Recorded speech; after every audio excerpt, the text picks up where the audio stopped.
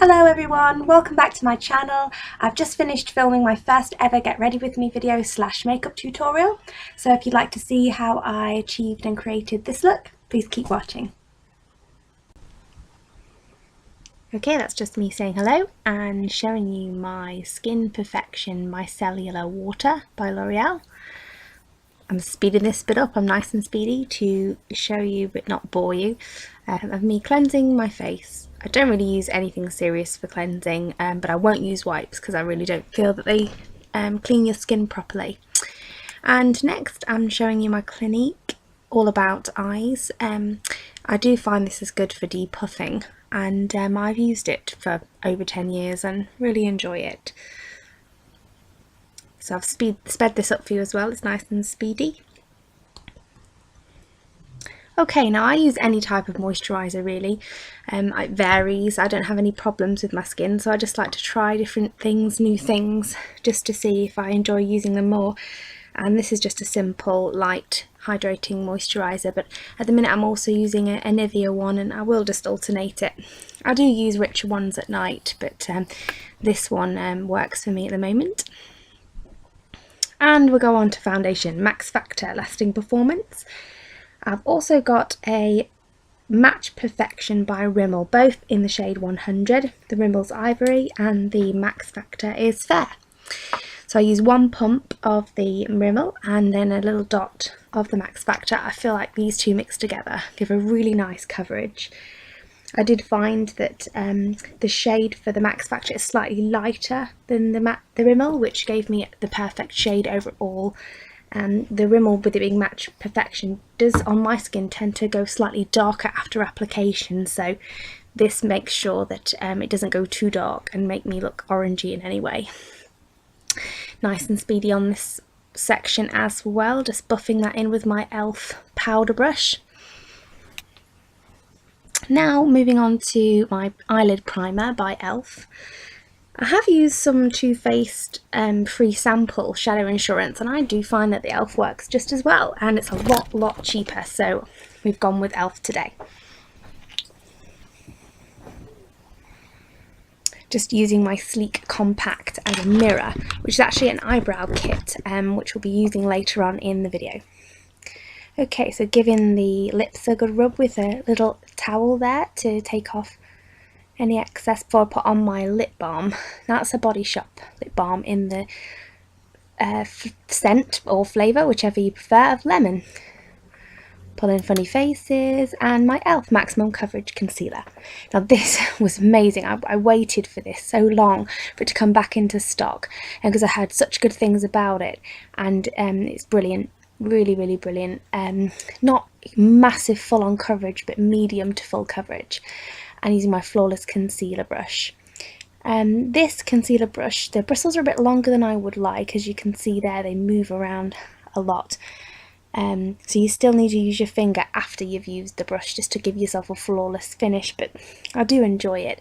It has been the best brush for concealer so far, because a lot of the concealer labelled brushes are a flat paddle brush, which I don't think actually works for concealer. I think something more fluffier like this one. Real Techniques eyebrow brush there, and with my Sleek eyebrow kit in light. Now I think this is slightly too dark for me. I'm going to go with it anyway, but I am waiting for the e.l.f. eyebrow kit in light to come back into stock, so for now this will have to do. I've actually checked it against MAC Omega eyeshadow, which was recommended for my skin tone. I've purchased that for my birthday recently, and the actual eyeshadow in this kit is exactly the same. Looks the same in the pan and swatches the same. So I don't really draw a shape with my brows, I just go the natural shape that they are. Not a lot there, but you know, you work with what you've got. Smiley face. So now we've got the Too Faced Chocolate Bar palette. I love this palette. Love this palette. It's the most expensive thing I have ever bought myself in the makeup arena. And I've also there got my Nick and Samantha Chapman Real Techniques brush in Deluxe Crease Brush. That one's also fantastic for concealer, but I don't like to get it that dirty, so I just use it for blending. So here I'm just putting into my crease the colour for which I will list in the description bar. The thing about the chocolate bar palette is it comes with one of those plastic sheets on it that does label what the colours are, but then, you know, when you're actually using it, they're not written on the palette itself, which is the only way in which I can fault it. Okay, so now we're moving on to the base shadow brush, and this is also Real Techniques. As you can see, it's purple like the others, and I'm going in with the colour I'm having across my lid. It was a lovely sort of light lilac-y colour, sort of like a strawberry bonbon colour in the crease, which is matte, and this is like a shimmery champagne colour. The colours are all labelled after chocolate bar and treats as well, which is really nice touch, because it matches the beautiful smell of the palette, and I will make sure that I list those in the description bar. Okie dokie, there I go with the eyeshadow on the lid. I have a slightly hooded eye. I consider it slightly hooded. You can see all my lid with my eye open, but I like to take my crease colour quite high up as a result of that. There I'm going in with my accent brush by Real Techniques and just putting a slightly darker colour in the outer V, which I will buff out later.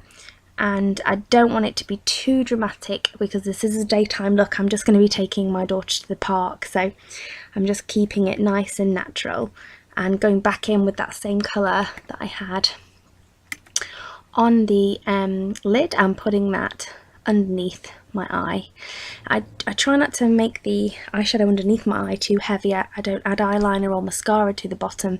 Personally, it looks fabulous on other people, but for me it just makes my eyes look a bit too sort of droopy. I try and keep my eyes looking as awake as I can, so going slightly darker with the colour, same as the outer V in and the bottom, just in the corner, and then doing a good buffing out.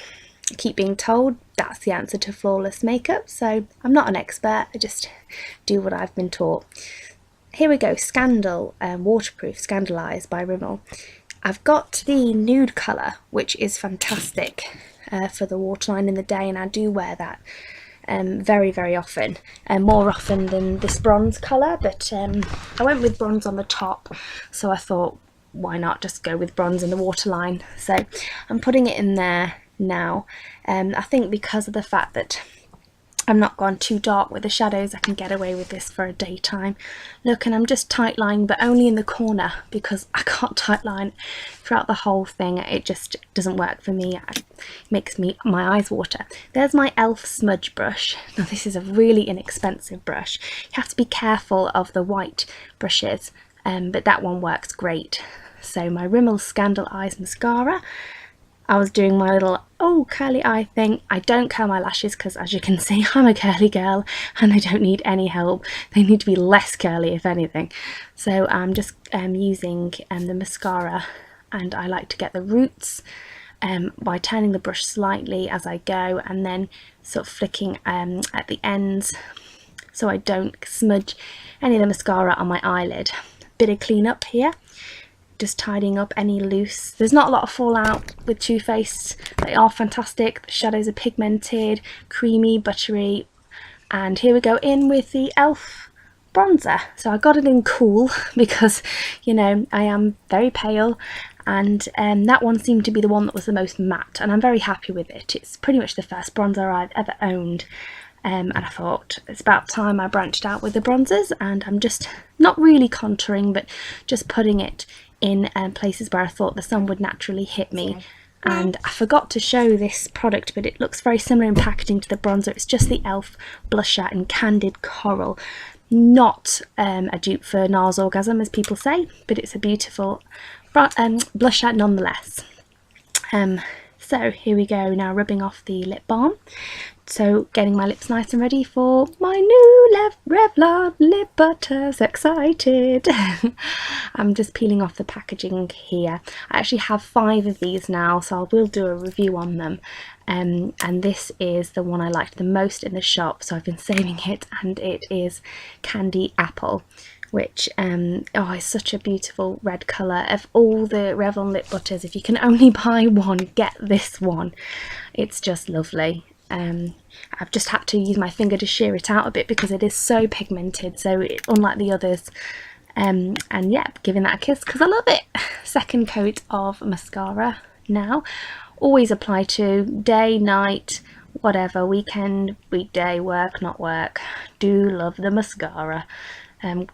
Prefer it over fake eyelashes, really, just going with as many coats as you can possibly get on. And another layer of the eyeliner in the waterline, that way it'll make sure it stays on. Elf Makeup Mist and Set Spray. Now I haven't tried any other mist and set sprays, so I can't compare yet, but I bought 2 of these because they were out of stock for so long, and I do like the result of it. Great for foiling as well. Eyeshadows. Messy hair, cringing of the hair mess. Best get on and do something about that before I go out. And this is the finished look. So doing the whole look up, look down, show everyone your eyeshadow situation, waving bye, thank you, thanks for watching.